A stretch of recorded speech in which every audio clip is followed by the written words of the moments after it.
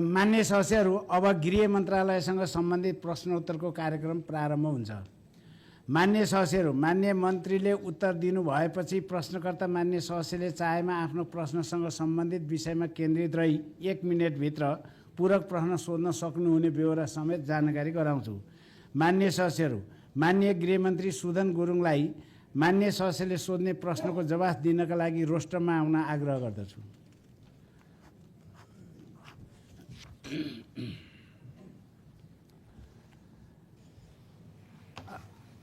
मान्य सदस्यहरू, अब प्रश्नकर्ता मान्य सदस्य भुवन बहादुर सुनारलाई आफ्नो प्रश्न सोध्न समय उपलब्ध गराउँछु।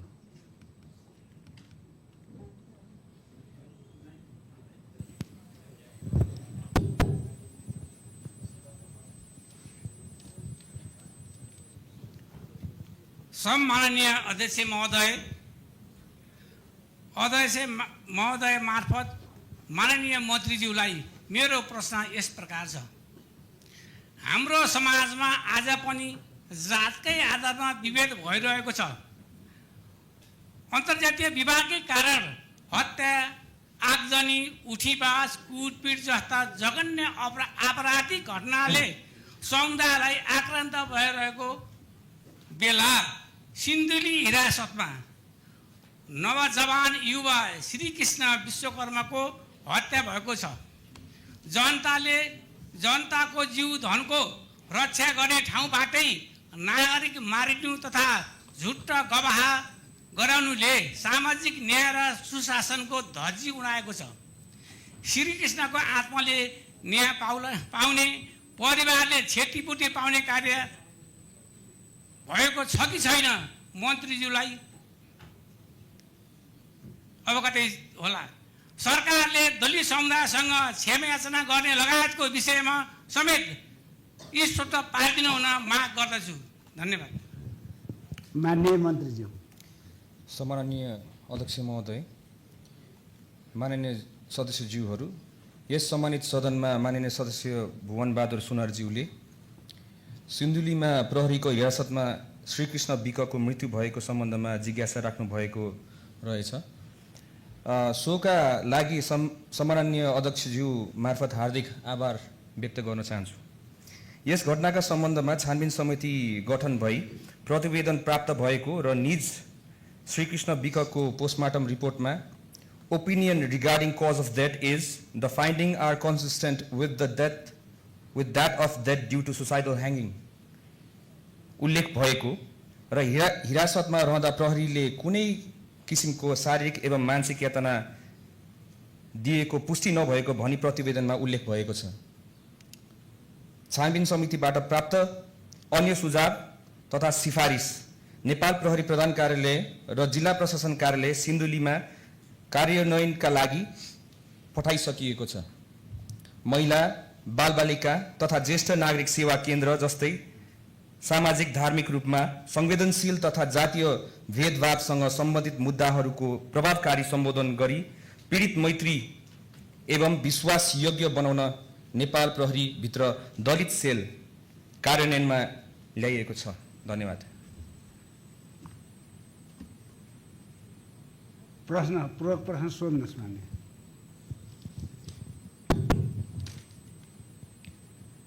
सम्माननीय अध्यक्षज्यू मार्फत माननीय मन्त्रीज्यूलाई मेरो पूरक प्रश्न यस प्रकार छ। मन्त्रीज्यू, हिरासतभित्रै न कुर्सी छ न टेबुल छ, 7 फिट अग्लो सानो झ्यालमा दुवै हातले कसरी पुगेर बाँध्दछ? गलेको कपडाले कसरी ह्याङ्गिङ सुसाइड हुन्छ?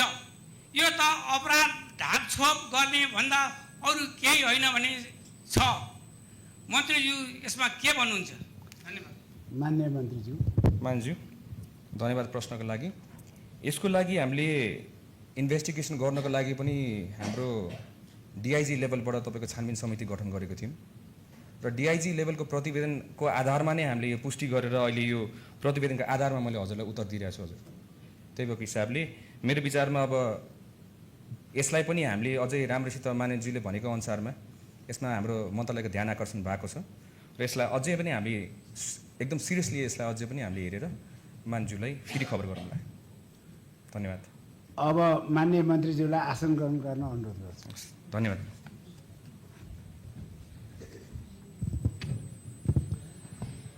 माननीय सदस्यहरू, माननीय भूमि व्यवस्था सहकारी सङ्घीय मामिला तथा सामान्य प्रशासन मन्त्री प्रतिभा रावललाई माननीय सदस्यले सोध्ने प्रश्नको जवाफ दिनका लागि रोस्टममा आउन आग्रह गर्दछु।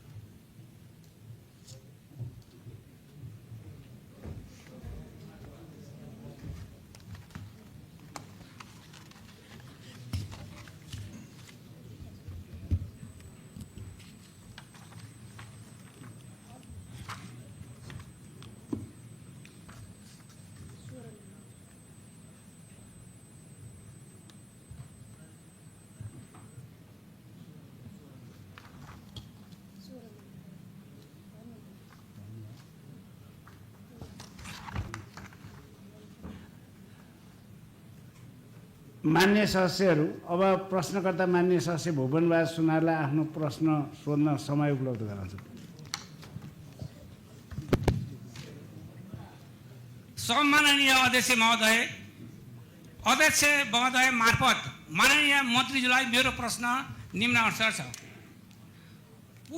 पुस्तादेखि जोत भोग गर्दै आएका किसानको हक हितमा जग्गा जसको जोत उसको पोत कायम गरी मोयानी हक कायम हुनुपर्छ। नापी कार्यालयमा मोही कायम भएको र चौथा अस्थायी निस्सा पाएका किसानहरूको हितमा संविधानको धारा 51 को कृषि र भूमि सुधार सम्बन्धी नीतिको बुँदा नम्बर 1, 2, 3 अनुसार कायम हुने गरी किसानलाई जग्गाको मालिक बनाउने सम्बन्धमा कस्तो अख्तियार खडा भएको छ? सदन मार्फत किसानहरूलाई सूचित गराइदिने यो के छ? यसबाट पार्न माग गर्दछु। धन्यवाद। माननीय मन्त्रीज्यू। सम्माननीय अध्यक्ष महोदय, माननीय भुवन कुमार सुनारज्यूले राख्नुभएको मोयानी हक सम्बन्धीको प्रश्नमा केही प्रश्न पार्न चाहन्छु। किसानको हक हित संरक्षण गर्न भूमि सम्बन्धी ऐन 2021 को दफा 25 ले 2021-8-1 सम्म मोही जनिएका व्यक्ति मोही काम हुने व्यवस्था गरेको साथै उक्त ऐनको दफा 26 घ बमोजिम आधा जग्गा मोहीको हुने कानुनी व्यवस्था रहेको जानकारी गराउँदछु। साथै नेपालको संविधान 2072 को धारा 51 को खण्ड ङ को सम्बन्धमा जमिनमा रहेको द्वैत स्वामित्व अन्त्य गर्न भूमि सम्बन्धी ऐन 2021 तथा नियमहरू 2021 ले निर्धारण गरे बमोजिम जग्गा धनी वा मोही कसैले पनि बाँडफाँडका लागि निवेदन नदिएमा दुवै जनाको नाममा संयुक्त जग्गा धनी कायम गरी मोहीको लगतकट्टा गर्ने र निजहरूको माग गरेका बखत उक्त संयुक्त नाममा रहेका जग्गा आधा आधा बाँडफाँड गरी दिने व्यवस्था रहेको यहाँ जानकारी गराउन चाहे।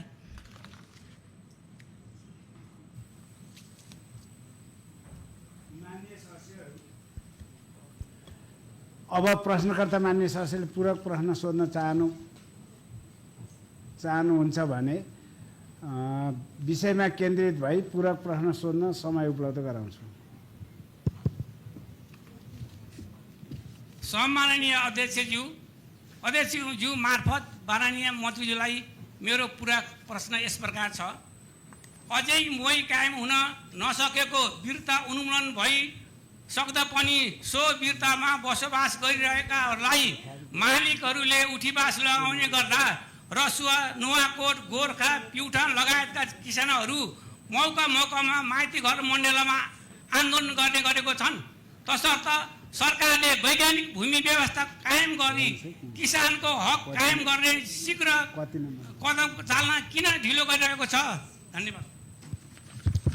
माननीय मन्त्रीज्यू। सम्माननीय अध्यक्ष महोदय, मान्यज्यूले भनेको कुरामा मन्त्रालयको ध्यान आकर्षण भएको छ र यो सम्बन्धी मन्त्रालयले काम पनि थालनी गरिसकेको बेहोरा म यहाँ जानकारी गराउन चाहन्छु र साथै मान्य सदस्यले जुन ठाउँ इङ्गित गरेर यहाँ प्रश्न सोध्नु भएको छ पक्कै पनि त्यसको विषयमा केही दिनमा हामी रिपोर्टसहित मान्यज्यूलाई जानकारी पनि गराउनेछौँ। धन्यवाद।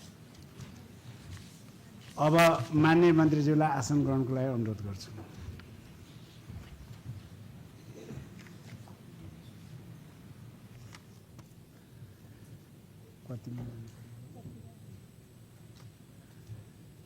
मान्य सदस्यहरू, आजको कार्यसूचीको क्रममा सामान्य हेरफेर गरेको छु।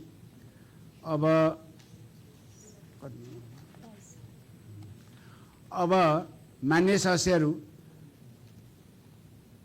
आजको बैठकमा सार्वजनिक खरिद दोस्रो संशोधन अध्यादेश 2083, सम्पत्ति शुद्धिकरण मनी लाउन्ड्रिङ निवारण तेस्रो संशोधन अध्यादेश 2083, सहकारी पहिलो संशोधन अध्यादेश 2083 र स्वास्थ्य विज्ञान प्रतिष्ठान सम्बन्धी केही नेपाल ऐनलाई संशोधन गर्ने अध्यादेश 2083 लाई निर्णयार्थ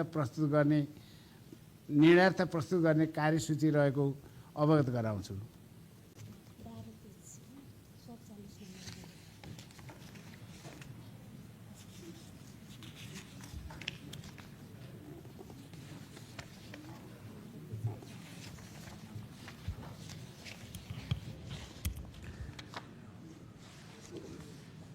मान्य सदस्यहरू, म थोरै अनौपचारिक रूपमा भए पनि म जानकारी गराउँ जस्तो लाग्छ। यहाँ थोरै चाहिँ यो प्रक्रियागत ढङ्गले अलिकति लामो र जटिल पनि छ। यहाँ अहिले यो अध्यादेशसँग जाँदाखेरि थोरै अलमल हुन पनि सक्छ फेरि। त्यो भएर मैले बिस्तारै यो चिल्ला अगाडि बढाउँछु। छिटो गर्छु भन्दा बिग्रन पनि सक्छ। र मान्य सदस्यहरू, राष्ट्रिय सभा नियमावली 2075 को नियम 79 बमोजिम मान्य सदस्य सम्झना देवकोटाबाट सहकारी पहिलो संशोधन अध्यादेश 2083 लाई अस्वीकार गरियोस् भन्ने सूचना प्राप्त हुन आएको बेहोरा जानकारी गराउँछु। अब मान्य सदस्य सम्झना देवकोटालाई आफ्नो प्रस्ताव प्रस्तुत गर्नु पर्नाको कारण सहितको वक्तव्य दिन समय उपलब्ध गराउँछु। समय बढीमा 5 मिनट।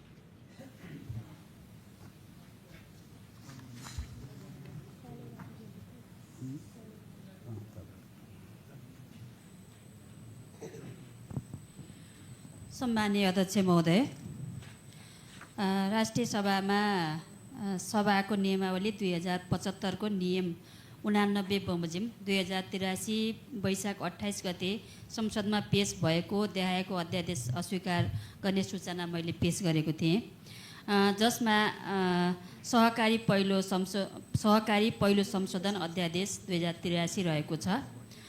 यो सहकारी अध्यादेश अस्वीकृत गर्नका कारणहरू म बताउन चाहन्छु।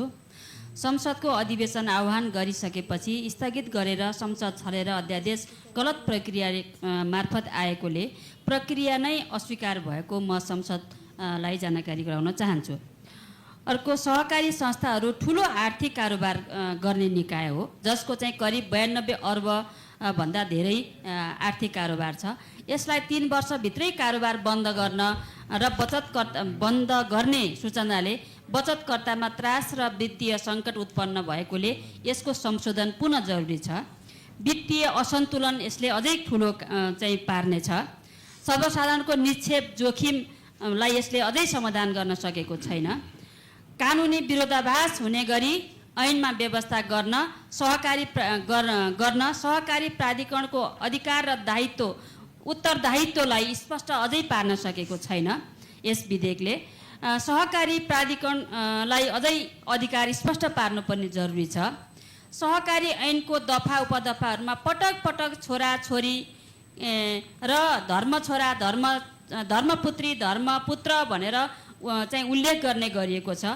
यसको सट्टामा छोराछोरीलाई सन्तान र धर्मपुत्र र धर्मपुत्रीको सट्टा धर्म सन्तान भनेर उल्लेख गर्नका लागि पनि मैले संशोधन हालेको हो। 8 वटा अध्यादेश मार्फत 122 वटा कानुन संशोधन गर्ने जस्तो महत्त्वपूर्ण काम संसद छलेर ल्याइएको छ। यसले लोकतन्त्र र संविधानको उपहास भएको छ। आपतकालीन समस्या समाधान गर्न बनेको धारा 114 को दुरुपयोग भएको छ। यसलाई पहिला हुने गरेको कमी कमजोरी, पहिला पनि संशोधन यसरी नै आउँथ्यो अध्यादेश भन्ने जस्तो भाष्य चाहिँ बनाइएकोले यसले यो गल्ती कमजोरीलाई दोहोर्याउनु र प्रतिशोधको राजनीति मात्र हुने सङ्केत गरेको छ। छिटो छिटो निर्णय गर्ने र राम्रो शासन गर्ने प्रक्रिया एउटै होइनन्, यो दूरगामी महत्त्वको हुनुपर्नेछ। अर्थतन्त्रको बलियो आधार सहकारी क्षेत्रलाई जोखिम मुक्त, पारदर्शी, भयमुक्त, जवाबदेही बनाउन अध्यादेशलाई सार्वभौम सत्ता सम्पन्न यो संसदमा छलफल गरेर दफावार छलफल गरेर दूरगामी महत्त्वको बनाउनु पर्नेमा सरकारले हतार संसद छलेर यो अध्यादेश ल्याएकोले मैले यो अध्यादेशलाई अस्वीकार गर्दै आफ्नो चाहिँ यो अस्वीकारको चाहिँ बुदाहरूलाई यथावत राख्न चाहन्छु। हस्, धन्यवाद।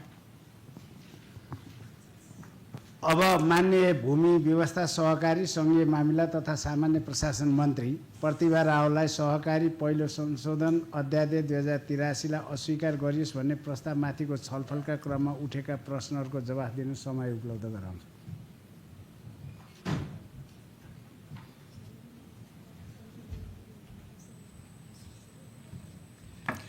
सम्माननीय अध्यक्ष महोदय, भर्खरै मान्यज्यूले राख्नुभएका यो संशोधनका विषयमा, अध्यादेशका विषयमा राख्नुभएको महत्त्वपूर्ण सुझाव, सल्लाहका लागि धेरै धेरै धन्यवाद व्यक्त गर्न चाहन्छु।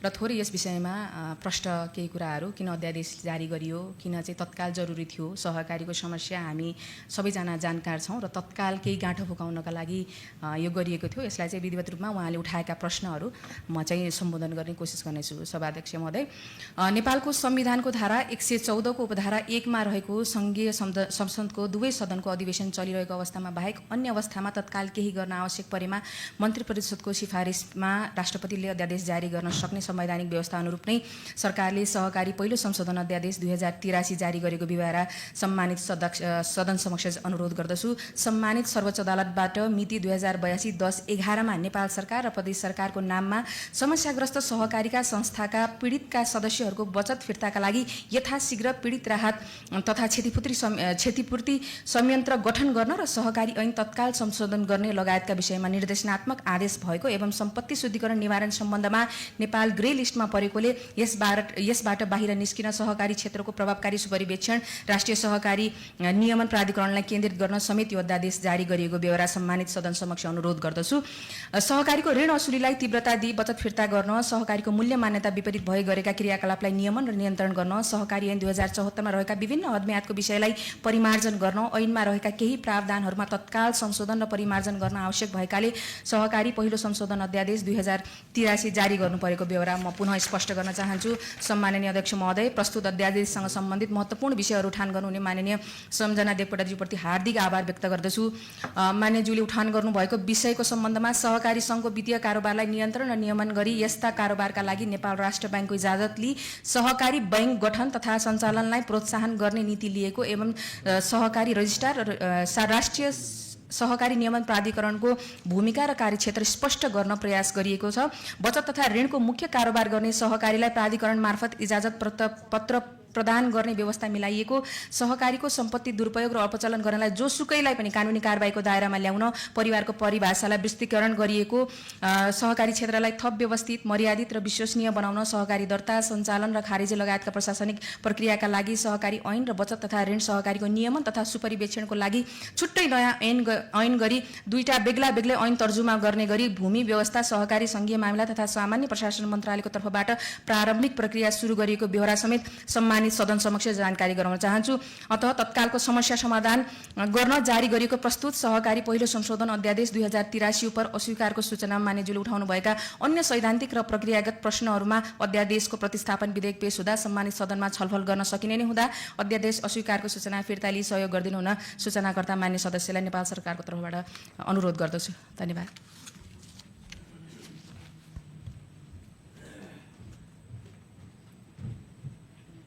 मान्य सदस्यहरू, सहकारी पहिलो संशोधन अध्यादेश 2083 लाई अस्वीकार गरियोस् भन्ने प्रस्तावमाथिको छलफल यहीँ समाप्त हुन्छ।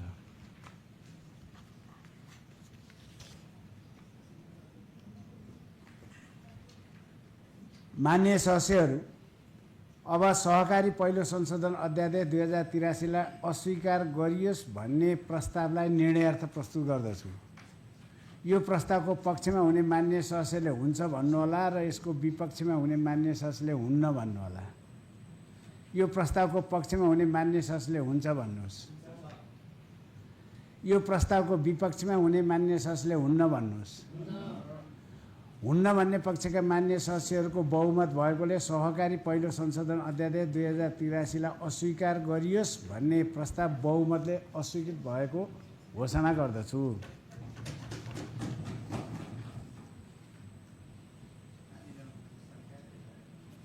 मान्य सदस्यहरू, अब सहकारी पहिलो संशोधन अध्यादेश 2083 लाई स्वीकृत गरियोस् भन्ने प्रस्तावलाई निर्णयार्थ प्रस्तुत गर्दछु।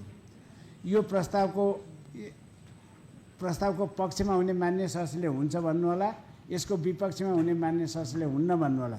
यो प्रस्तावको पक्षमा हुने मान्य सदस्यले हुन्छ भन्नुहोस्। यो प्रस्तावको विपक्षमा हुने मान्य सदस्यले हुन्न भन्नुहोस्।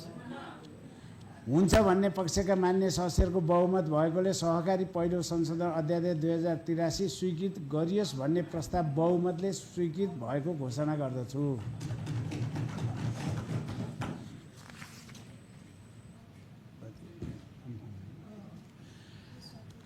मान्य सदस्यहरू, अब राष्ट्रिय सभा नियमावली 2075 को नियम 89 बमोजिम मान्य सदस्य मीना सिंह रखालबाट स्वास्थ्य विज्ञान प्रतिष्ठान सम्बन्धी केही नेपाल ऐनलाई संशोधन गर्ने अध्यादेश 2083 लाई अस्वीकार गरियोस् भन्ने सूचना प्राप्त हुन आएको विवरण जानकारी गराउँछु।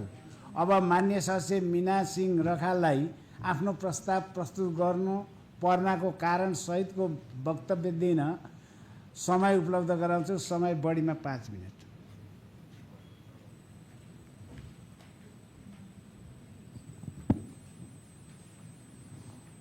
सम्माननीय अध्यक्ष महोदय, राष्ट्रिय सभा नियमावली 2075 को नियम 89 को बमोजिम म 2083 वैशाख 28 गते यस सम्मानित सदनमा टेबल गरिएको स्वास्थ्य विज्ञान प्रतिष्ठान तथा केही नेपालका ऐन संशोधन अध्यादेश 2083 अस्वीकृत गरियोस् भन्ने सूचना प्रस्तुत गर्दछु। यो अध्यादेश अस्वीकृत गर्नुपर्ने कारणहरू यस प्रकारका छन्। पहिलो, संविधानले अध्यादेशलाई असाधारण र आकस्मिक अवस्थाको उपायको रूपमा मात्र परिकल्पना गरेको छ। तर 2083 साल वैशाख 17 गते सम्मानित राष्ट्रपतिज्यूबाट संघीय सदनको अधिवेशन आह्वान भइसकेको अवस्थामा सरकारले तत्काल अधिवेशन स्थगित गरेर अध्यादेश ल्याउनु संसदीय अभ्यास र लोकतान्त्रिक मूल्य विपरीत देखिन्छ। दोस्रो, संसद सञ्चालनमा रहेको वा सञ्चालन हुन नसक्ने अवस्थामा अध्यादेश मार्फत कानुन ल्याउनु संसदलाई कमजोर बनाउने कार्य हो। जनताको सार्वभौम प्रतिनिधित्व गर्ने थलो सदनलाई छल्दै अध्यादेश मार्फत शासन चलाउने प्रवृत्तिले लोकतान्त्रिक प्राणीमाथि नै प्रश्न उठाएको छ। तेस्रो, स्वास्थ्य जस्तो संवेदनशीलसँग क्षेत्रसँग सम्बन्धित विषयका पर्याप्त छलफल, विज्ञ राय सरोकारवालासँग परामर्श र संसदीय बहस आवश्यक हुन्छ। तर सरकारले त्यसको सट्टा हतारमा अध्यादेश ल्याएर पारदर्शिता जवाफदेहिताबाट पन्छिन खोजेको देखिन्छ। त्यसैले संविधानको मर्म, संसदीय सर्वोच्चता र लोकतान्त्रिक अभ्यासको संरक्षणको लागि उक्त अध्यादेश अस्वीकृत गरियोस् भनी म यो सूचना प्रस्तुत गर्दछु। चौथो, स्वास्थ्य विज्ञान प्रतिष्ठान स्वास्थ्य विज्ञान जस्तो संवेदनशील विषयमा व्यापक राष्ट्रिय बहस आवश्यक छ। आज पनि देशका धेरै सरकारी अस्पतालमा विशेषज्ञ चिकित्सक, औषधि उपकरण, जनशक्तिको अभाव छ। निजी अस्पतालमा उपचारको महँगो भएका कारणले गरिब नागरिकले समयमै उपचार पाउँदैनन्, किनकि आर्थिक अभाव, स्वास्थ्य बिमा दाबी भुक्तानी ढिलो हुँदा अस्पतालहरू समेत समस्यामा हुन्छन्। यी विषयहरू समिति सदनमा गम्भीरतापूर्वक छलफल हुनुपर्ने हो। तर अध्यादेश ल्याएर संसदलाई गुमराहमा गरिन्छ, त्यसैले म अस्वीकार गर्दछु। अध्यक्ष महोदय, यो अध्यादेश जनताको स्वास्थ्य सेवा सुधार गर्न ल्याएको होइन। नियुक्ति फेरबदल, पदमा आफ्नो मान्छे राख्ने स्वार्थबाट प्रेरित देखिन्छ। स्वास्थ्य जस्तो संवेदनशील क्षेत्रलाई राजनीतिक र हस्तक्षेपको माध्यम बनाउनु जनताको स्वास्थ्य अधिकारमाथि खेलवाड हो। यो अध्यादेश स्वास्थ्य सुधारको नाममा नियुक्तिको चलखेल गर्ने माध्यम बनेको छ। स्वास्थ्यमाथि स्वार्थको खेल स्वीकार गर्न सकिँदैन। जनहित विपरीत रहेको अध्यादेशलाई तत्काल अस्वीकार गर्न माग गर्दछु।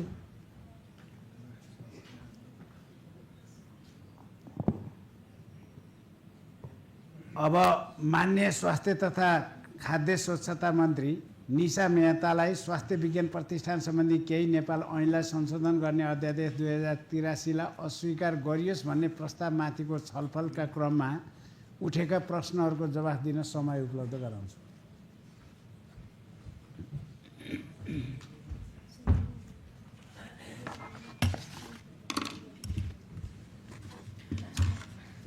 सम्माननीय अध्यक्षज्यू, नेपाललाई स्वास्थ्य क्षेत्रमा क्रमशः आत्मनिर्भर बनाउँदै लैजान, नागरिकलाई स्तरीय स्वास्थ्य सेवा प्रदान गर्न, स्वास्थ्य सम्बन्धी उच्च स्तरीय अध्ययन र अनुसन्धानको प्रवर्धन तथा आवश्यक जनशक्ति तयार गर्न, स्थापित स्वास्थ्य प्रतिष्ठानहरूलाई वास्तविक र प्रभावकारी रूपमा सञ्चालन गर्न आवश्यक रहेको छ। विभिन्न स्वास्थ्य विज्ञान प्रतिष्ठानहरूमा पदाधिकारीहरूको विविधता, पदावधि, सेवा सुविधा लगायत विभिन्न एकरूपता नहुनु कारण प्रतिष्ठानहरूमा गुणस्तरीय एवं सुशासित सेवा प्रवाहका लागि स्वास्थ्य विज्ञान प्रतिष्ठान सम्बन्धित केही नेपाली ऐनलाई संशोधन गर्न बनेको अध्यादेश 2083 जारी गरिएको बेहोरा सम्मानित सदन समक्ष अनुरोध गर्न चाहन्छु। माननीयज्यूहरू, हजुरहरूलाई राम्ररी जानकारी हुनुपर्ने हो। यसभन्दा अगाडि जति पनि प्रतिष्ठानहरूमा नियुक्ति हुन्थ्यो, काहीँ रजिस्टर एउटा छन्, कुनै ठाउँमा रजिस्टर छँदै छैन, कुनै ठाउँमा डिन 2 जना छन्, कुनै ठाउँमा 3 जना छन्, कुनै ठाउँमा 4 जना छन्, कुनै ठाउँमा भिसीको स्यालेरी झन्डै 1 लाख छ भने कुनै कुनै ठाउँमा 5 लाखसम्म छ। सो यस्तो अहिलेसम्मको हेर्ने हो भने ठिकै प्रथा, अहिलेसम्मको हेर्ने हो भने जुन आफ्नो नजिकै छ या आफ्नो पार्टीको नजिकै छ, आफ्नो झोला जल्यो बोकिरहेको छ, कम्प्लिटली पारदर्शिता भने छँदै छैन। त्यो कुरालाई छिर्नलाई अहिले हामीले जुन ल्याएको छौँ, कम्प्लिटली पारदर्शिता रूपमा ट्रान्सपेरेन्सी, कम्प्लिटली गाइडलाइन बनाएर नयाँ हामीले इस्टाब्लिस गर्न खोजेका छौँ। त्यसमा माननीयज्यूले प्रश्न उठाउनु भएको पारदर्शिता छँदै छैन, त्यो पक्कै पनि अलिकति बिलिभ गर्ने लायक छैन जस्तो मलाई लाग्छ। के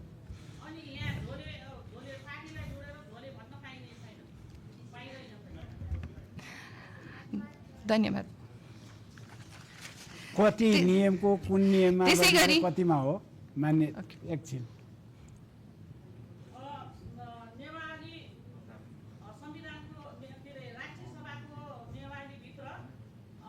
कति नम्बरमा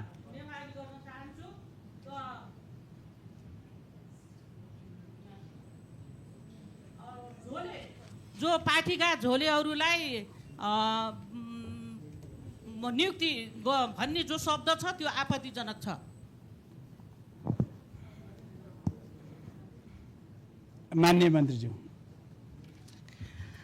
ठिकै छ। मैले भन्न चाहेको पार्टीलाई आफ्नो जे सर्वोपरि मान्ने या आफ्नो पार्टीलाई नै बिलिभ गर्ने त्यस्तो मान्छे मैले भन्न खोजेको थिएँ। ठिकै छ।